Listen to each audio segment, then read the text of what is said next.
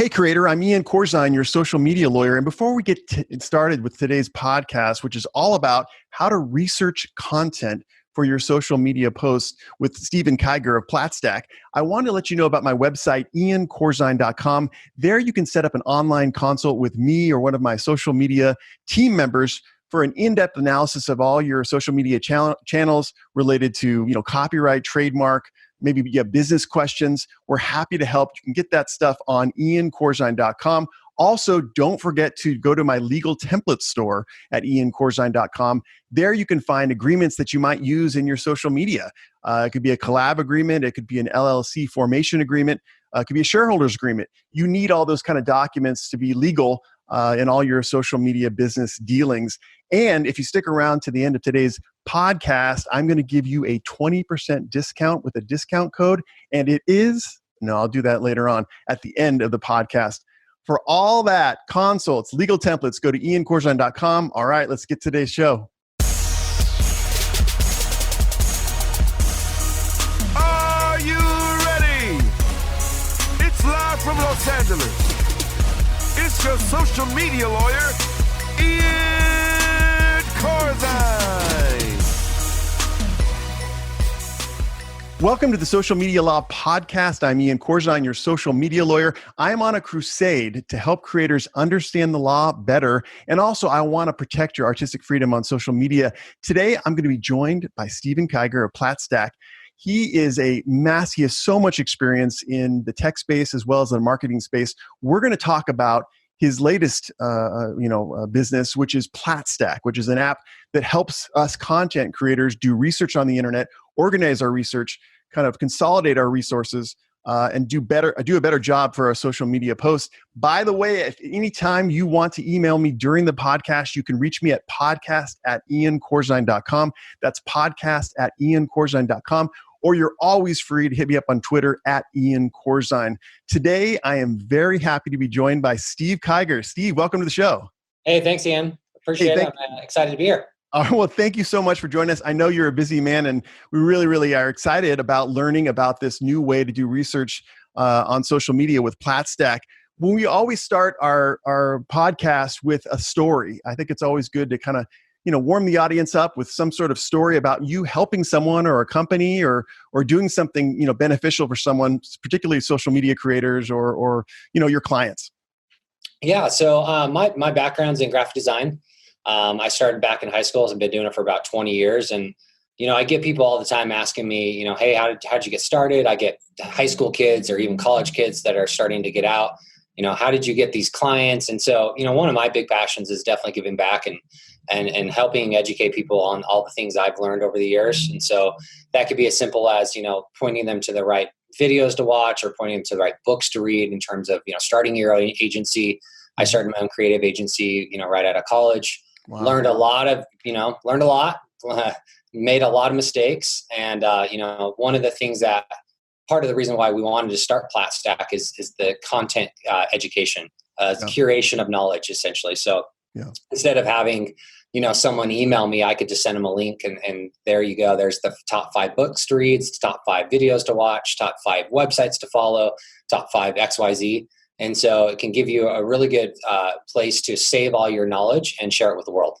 That's really awesome.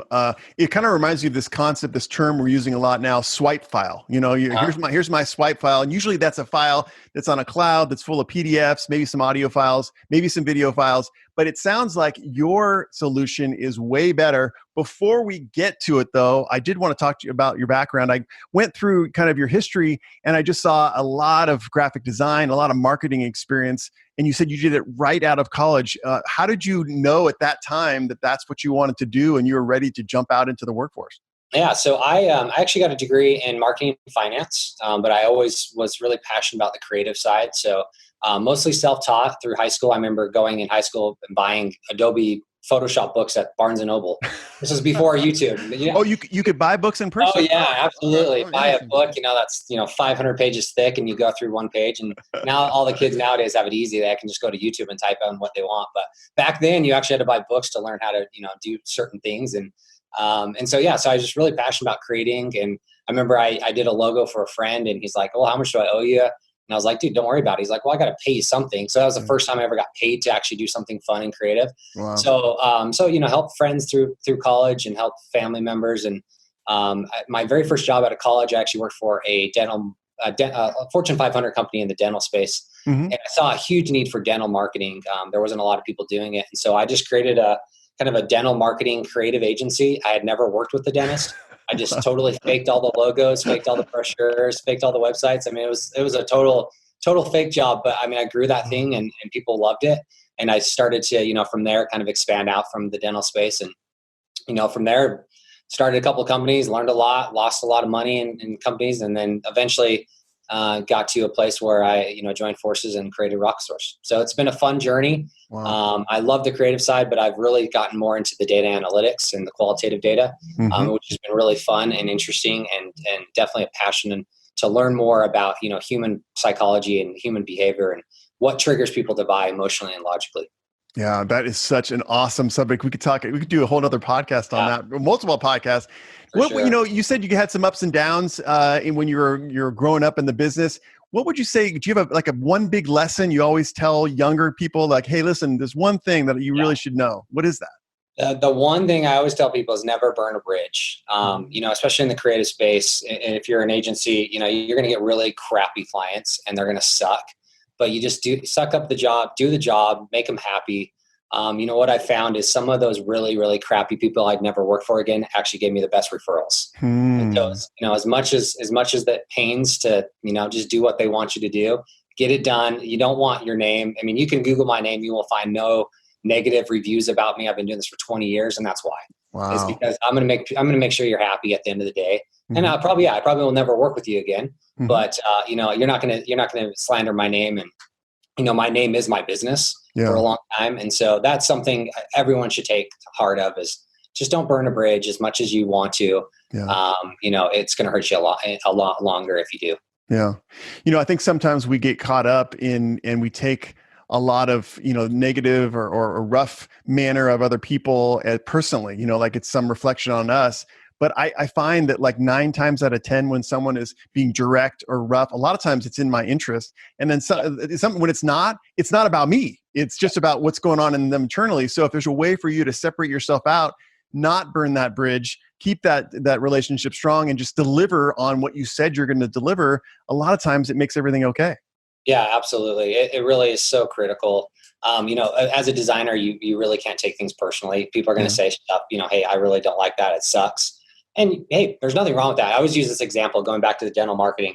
Yeah. I don't do a lot of brand work anymore, but when people talk about color psychology and colors, and in my opinion, I don't really believe a lot of that. And the reason why is, the dentist, for example, some dentists hate the color red because it reminds them of blood. Sure. Get it? Totally makes sense. Whereas other dentists might love the color red because they went to the University of Alabama. Oh. There's no right or wrong answer.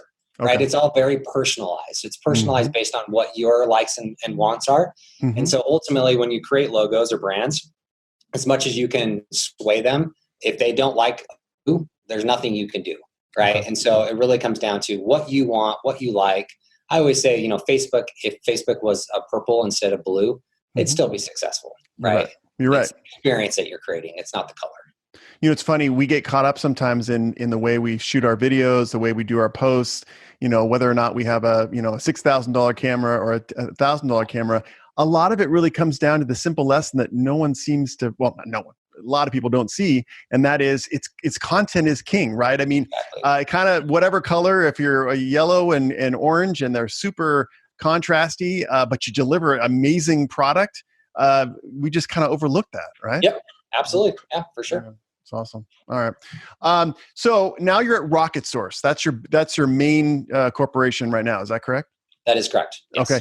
And then one of the outshoots of that is Platstack. And tell me what was the origin of Platstack? Yeah. So we like to create companies or products that we want to use, or pain points that we have. And really the genesis of Platstack came back to Chrome bookmark overload. If you go to your Chrome browser, you probably have 20, 30, 40 tabs open. I absolutely do. Yeah, everyone does. And you don't want to lose those tabs. You just keep adding to them. Yep. Restore. Exactly. Sorry. And then all of a sudden it accidentally closes out, and then you're like, oh crap.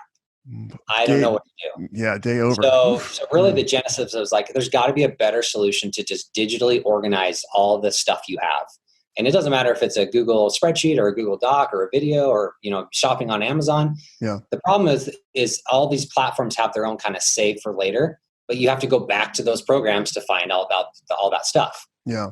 And so what Platstack does is it allows you to digitally organize all your content, all your research. Even as a lawyer, I think you would enjoy this as you're doing research on a new project, right? You have all these links you go to Wikipedia, you find YouTube articles, you find whatever it is or videos. This allows you to save all that knowledge into one stack and not only be able to come back to that stack and with one button open up 14 or 15 tabs, you can actually share that stack with someone else. And so let's say you guys are sharing, eventually we're going to have collaboration where you could have 4 lawyers on the same stack adding content as they find new things. Real time.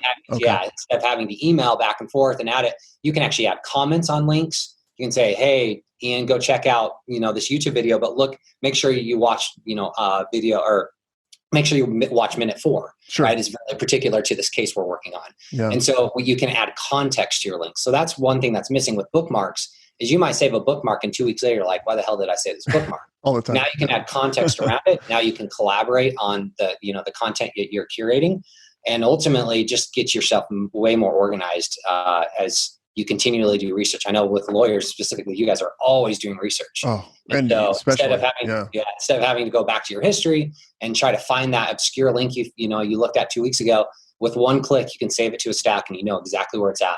And then you can share that if you need to. Dude, you've solved my problems because honestly, it's all those tabs I have open. And then sometimes, your research takes you one way and then you're like, oh, that would be a great topic for a video, but you still got to go back to the original focus. And it would be so neat to be able to have these folders or stacks, I guess is the way to say it. So I am so down. Now, just let's talk about the mechanics of it. Is it like an add-in for Chrome browser or how does it Yeah, work? so it's its own, web-based portal essentially. So we have a Chrome extension. The Chrome extension, what it does, it allows you to simply, based on whatever tabs open, you can actually click the tab and drag it right into a stack.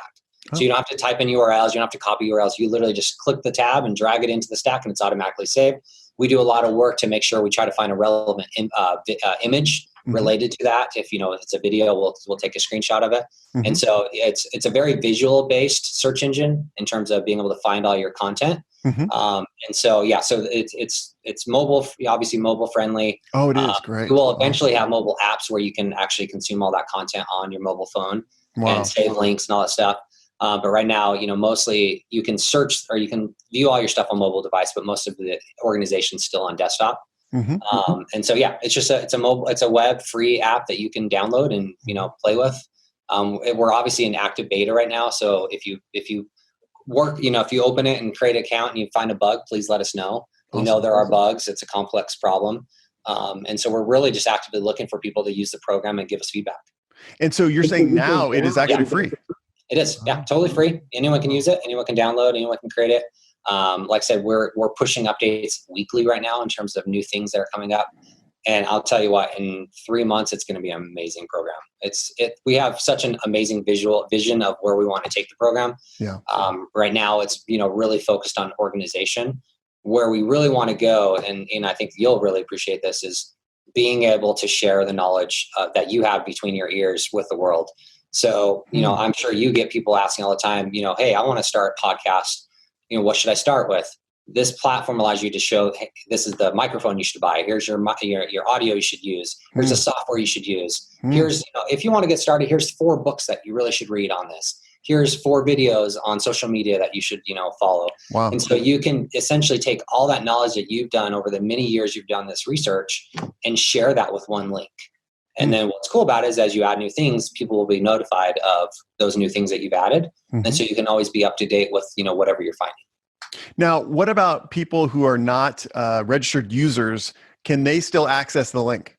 They can, yeah. So as long as the link is public, so you can have private stacks. Obviously, if it's something you don't want other people to see, it could be private, Google Docs or financial stuff.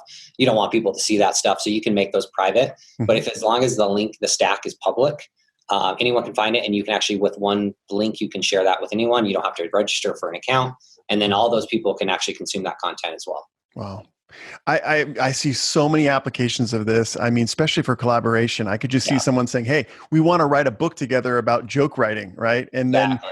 And then you just create this stack that's real time updated, and then eventually you digest it into synthesize it into something that's like a book. Yeah, So and that again, awesome. yeah, the big thing is adding context to links, right? As you're in Yeah. research mode, you Okay. might find some obscure link and you save, and you just forget why you saved it. And so this allows you to not only save the link in the right stack in the right section, but it also says, hey, remember to go back to this section or this part of the link, and so Yeah. you can at least remember, what you just looked at, 2 weeks from now. Yeah. So yeah, we're super excited about it. I don't want to grill you on the No, ins you're and outs fine. just yet, but like, Please. what happens if a link dies? Like, there's been plenty of times where I've on a text file, on my Mac, I'll create a text, file, and I'll just put links, and then I'll, 3 weeks will pass, and I'll go back to those links, and then one of them's not working. I mean, do you guys just save links, or do you actually save like a screenshot, so to speak, of what the? Yeah, so that's a great question. So right now, yeah, it is essentially just a link that we save. And so if that link dies, it would still stay on that stack until you do something with it. We're not going to automatically delete something, but we do continually crawl the link itself. And that's how we pull relevant data from it. So we pull images. Essentially what we do is we pull, if you were ever to send, like if you use an iPhone, if you send a link, it pulls an image and it pulls content underneath it. That's what we do. So we scrape the website, we pull the right relevant info, and then we pull the metadata, which is meta description and meta title, and we pull all that data for you. So you don't have to type anything out when you save a link. And so that's good. If that updates, that will update as well on the link. And so we do try to keep it up to date as much as possible. But yeah, there eventually there might be something that, link does die. Let's say it's a Google spreadsheet link. Yeah. If you delete that, it's going to go away. What about I don't even know what to call it, but digital products. So like, let's say I'm doing research and I find a great research paper, but it's on the web, but it's down, you have to download it into a PDF. Is there the capacity to handle PDFs and images like that? Yeah, so currently we are not allowing to host files just because we want to keep our server costs down. So the simplest solution for something like that is you can pull the link from that PDF wherever it's hosted. You can put it on Dropbox. You can put it on Google Drive. So there's a lot of platforms you can do to host all that content and then put it on our site. So we don't want to host files right now. There's so many other, we don't want to be a Dropbox, right? Yep. So there's a lot of platforms that are free that you can say, hey, go post all the stuff on there. And it seems to work okay. Okay. I mean, and again, I don't want you to divulge your future features and things, but what do you see as the future for content research for social media creators? I mean, great question. With social media in general, and Facebook is already doing this, and I think you're going to start seeing this. YouTube's starting to do this. Everyone's going to start coming down to niche communities. Yeah. And so Facebook groups, they're pushing those, TV ads all the time. Yeah. I think people are realizing that as much as it's fun to, follow your racist uncle, you want people that are, really interested in the niche that you're interested in. So these niche communities where you can get really, specific about a problem you're solving. That's where social media in my perspective is going. And what's cool about Platstack is we're doing that. So we're creating niche-based communities around content that you can not only consume the content and curate it, but you can also generate dialogue and community around the content that you're watching and looking at. And so, so that's where we're going with that. Yeah, I see two main issues right now, or two main components to this. One of the problems we're facing on social media right now is, and I'm just going to use the term fake news, and I think a lot of it stems from the fact that, like, in written word, a lot of times there's footnotes. You have a bibliography. You have these things that ground what you say, right? Yep. Whereas in social media, we don't really have that yet. And this sounds like a solution, because, good example, like I recently did a video about the First Amendment on social media, and I did a lot of research for it. Well, what would be kind of cool, and I just thought of it as we were talking, it would be one link that I throw in the description section of my YouTube video, which completely has all my source information, right? My videos, the podcasts I listen to, the books I read or portions thereof. And that way, when someone says, Ian, that's complete bullshit, we don't have the right of free speech on social media, I can go, just look at this link and just, maybe I'm wrong, but just check it out. This is where I got this information from. Does that sound like a purpose too? You got it exactly. Okay. So it's a way to just combine all that knowledge into one space, and it makes it so much easier to share. It makes it so much easier when you're doing the research, right? Now you have them all there, but you hit it right on the head. It allows you to curate all that knowledge that you just research for a month to one link. And then what's so powerful about the platform is, imagine someone's going to do that exact same research as you. So, hey, Ian, I noticed you did this huge article on, whatever it is, obscure law. How imagine is that just how cool? Just send one link and say, here's all the data I found. And so now you're being able to share all that research you did to someone else. So, and the other thing I love too is that, they kind of have it already, but it's not organized. It's the second thing I was just saying. And that was, you mentioned communities, and, I was recently at a social media convention where they talked about, when you want to look at the future of social media, look at China. And in China, they're already really segregated into communities. And I was thinking, like I have a Facebook group for social media law creators. And it would be great to have a link for our group. So contributions from all the members, rules, whatever we do just has a link. Yeah. And we're finding a lot of even companies, B2B platform, just onboarding. Okay. Right. So, you're onboarding a new employee. Yeah. I mean, imagine how many links you have to send them, from PDFs to W-2s to documents to disclosures. Imagine sending them one link and go, here you go. Click one button. They open all up for you. They're always up to date for you. So very similar to that is it allows you just one place to house all that information. Mm-hmm.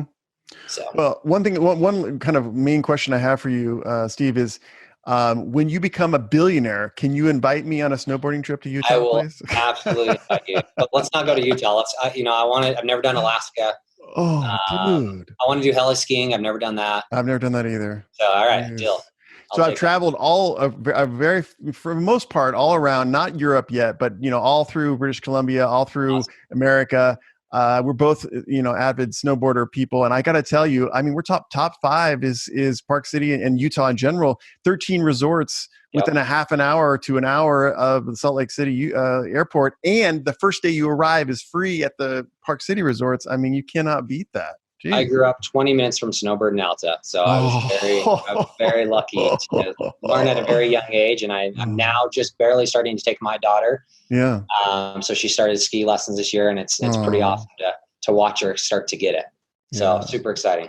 All the kids in my family start at 4, and then they begin with skiing, of course, and then they progress on to snowboarding. So I love, it's such a great family sport. So anyway, we probably could do a whole podcast on snowboarding, but Steve, thanks so much for taking your time today and explaining this. I am really legitimately excited. I am going to get on Platstack right away and jump on the beta program because, like I said, I'm looking at you right now, I see 1 million tabs open, and I just do that because I'm researching my next video on copyright. And so now I'm hoping that I can just use your platform. And I got to tell you, when you guys host files, it's going to completely change the game. I mean, this is going to be amazing. So just for your members or your listeners, it's why we call it Platstack. It's a platform to stack your links. So it's just platstack.com. And we are open to any feedback that you have. Please use it. Please beat it up and break it if you can. And we're open to all that, and we're excited. Steve, thanks so much for coming on the show today and sharing with us. We are going to use your product, and we're going to be avid supporters. So I'm really excited about that. Thanks so much, Ian. Appreciate it. All right. Well, all you social media creators out there, hope you got some value of today's talk. By the way, as a reminder, go to iancorzine.com to get any answers to all your social media law questions. And please remember to subscribe to the Social Media Law Podcast with Ian Corzine. And if you could rate the podcast on Apple Music, that would really help us skyrocket up the charts. All right, that's enough for today. Oh, there's one last thing, and that is the discount code for the Legal Template Store. That's IanBig20. That's IanBig20. All right, I'm Ian Corzine, your social media lawyer, and I'll see you next week.